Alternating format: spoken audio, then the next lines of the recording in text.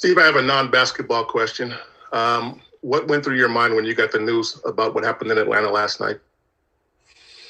Well, a million things went through my mind, Monty. Number one, just the continued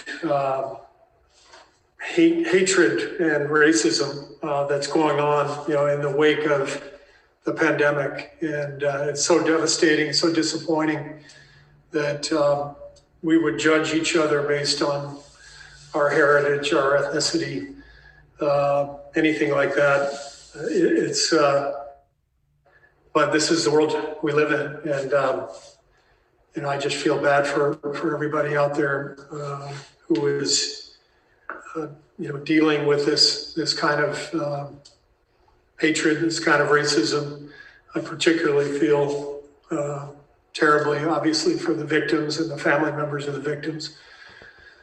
And then, the other issue that this brings up is, the access to guns. So it's so easy for anybody to get a gun. And this person is clearly mentally ill.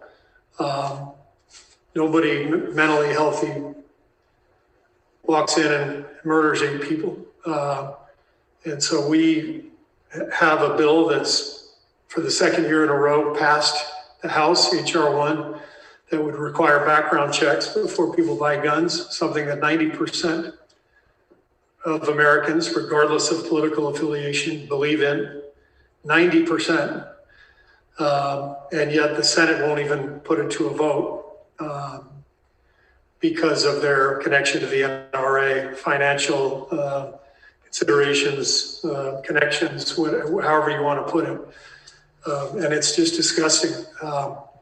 We can do so much better. I hear people talk about the price of freedom. We have no freedom if people are getting murdered by mentally unstable people with guns that are easily bought. That doesn't sound like freedom to me.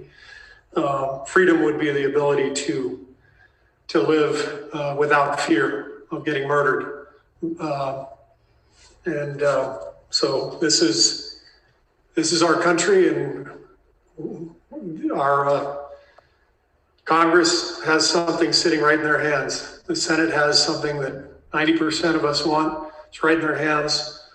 There's no doubt that background checks would prevent some of these killings. Obviously not all, but if we could save one life, it would be worth it. And everyone who cries about freedom is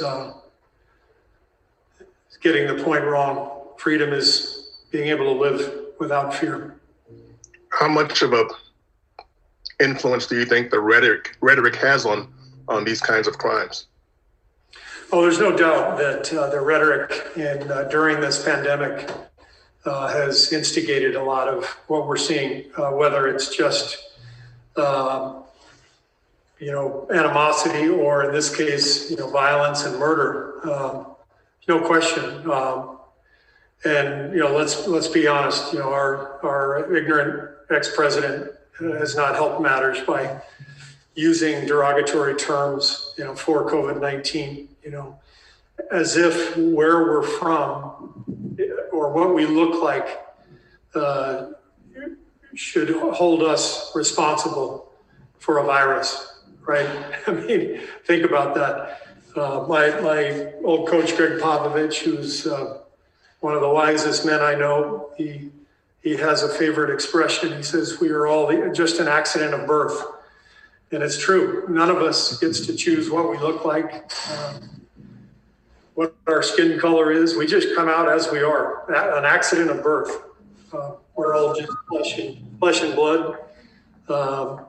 And so to blame people because of the way they look for a virus,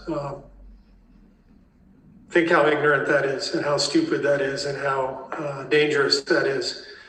And when that starts at the top, with the ex-president, these are the results.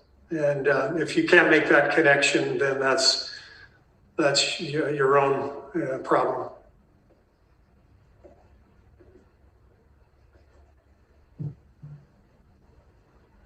And on that note, we'll talk to you after the game.